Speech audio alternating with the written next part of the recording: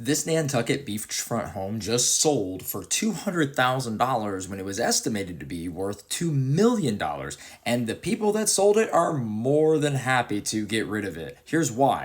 Well, that's due to erosion. Look at the timeline of how the houses have just disappeared since they've owned the home. And now they're on the brink of it just falling in the water.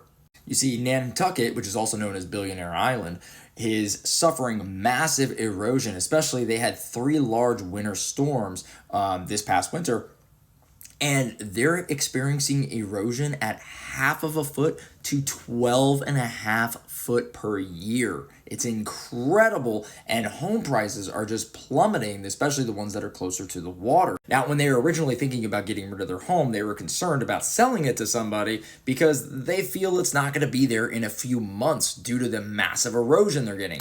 Well, enter Don Vaccaro. He is the co-founder of Ticket Network Inc., and he owns the house right next to it. So what he's decided to do was buy their house for $200,000, knowing that he says it's probably not going to make it more than 6 months. Or he said at most March of 2025, less than a year is his timeline before the house is basically in the water. Now, he currently rents his house out for $9,000 to $13,000 per week. And he said that because he now owns both properties, there's certain things you can do, which is adding seagrass and other things that can help slow down the erosion process. But he said ultimately, when it does fall into the water, he's going to kind of open it up as land to make his property more appealing to those he rents it out to. Now, these homes have been dropping in price dramatically on this particular road.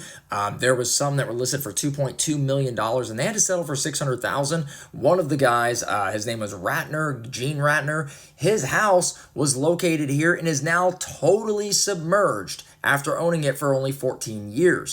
Meanwhile, the homes on the middle of the island sell for somewhere around $4 to $5 million on average. So would you pay $200,000 to live on the ocean for 6 to 9 months?